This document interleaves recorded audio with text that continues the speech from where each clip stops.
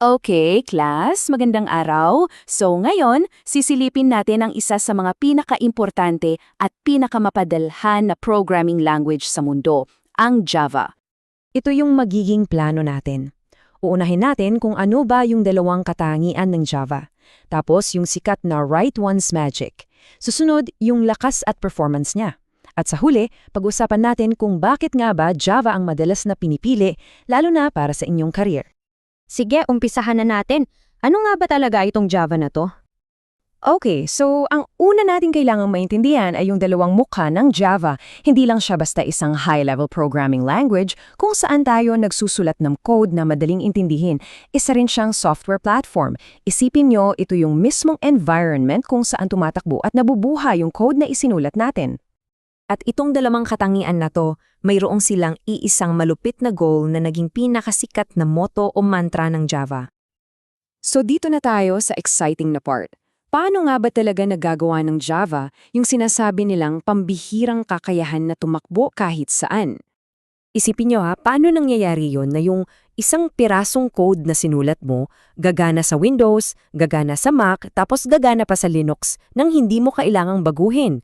'Di ba? Kasi sa ibang languages, kailangan mo ng iba't ibang version para sa bawat operating system. Paano nagiging iba ang Java? Ngayon, tingnan nyo tong comparison na to. Sa kaliwa, yung Python, di ba? Diretso yan. Yung code, binabasa agad at isinasagawa. Pero tingnan nyo yung Java sa kanan. Pansinin nyo, may extra step. Meron siyang tinatawag na compilation bago pa man ito tumakbo. At dito napapasok yung galing ng Java. Yung solusyon niya, dalawang parte yan. Una, yung compiler, gumagawa siya ng isang parang universal language. Ang tawag dyan, bytecode. Tapos yung pangalawa, sa bawat computer, sa bawat device, mayroong parang translator na naka-install. Yun yung Java Virtual Machine or JVM. So, para mas madali maintindihan, isipin nyo na ang bytecode ay parang isang master key. Hindi siya ginawa para sa isang specific na pinto. Pero yung JVM, siya yung locksmith na kayang i-adjust yung master key para mabuksan niya kahit anong pinto, kahit anong operating system pa yan.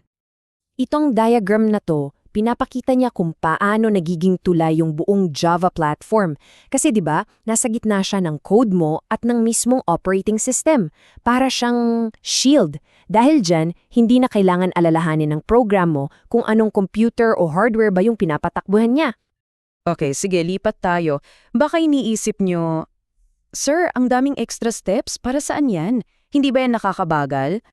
Well, may lumang sabi-sabi dyan na mabagal daw ang Java dahil nga sa JVM. At to be fair, nung unang panahon, yan talaga yung laging reklamo sa kanya. Pero luma na yung issue na yan. Kasi ang mga JVM ngayon, sobrang talino na. Gumagamit sila ng tinatawag na just-in-time o JIT compiler. Ang ginagawa nito, habang tumatakbo yung program, tinitingnan niya aling parts ng code yung paulit-ulit na ginagamit. Tapos yung parts na yon, yung hot code, ginagawa niyang native machine code on the spot. Ang resulta, ang bilis na ng modern Java ngayon halos kapantay na ng mga language tulad ng C++.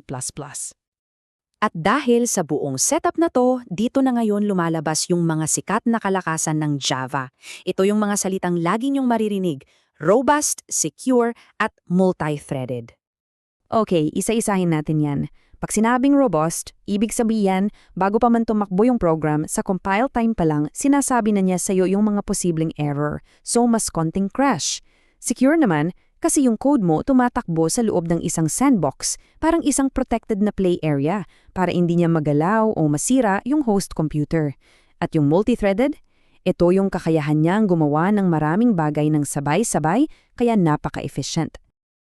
So, para sa inyo, bilang mga estudyante ng information systems, kailan nyo ba dapat gamitin ang Java? Bakit hindi na lang palaging Python, di ba? Dito na pumapasok yung technical side. Ang Java kasi ay statically typed. Ibig sabihin, kailangan mong i-declare agad kung anong type ng data ang ilalagay mo sa isang variable. Strict siya, na nakakatulong para maiwasan ng mga error. At dahil compiled din siya, mas optimized ang performance. Kaya naman para sa mga malalaking system, yung mga ginagamit sa bangko, sa malalaking kumpanya, at syempre sa Android development, Java ang hari. So, ang pinaka-bottom line dito, class, ay right tool for the right job.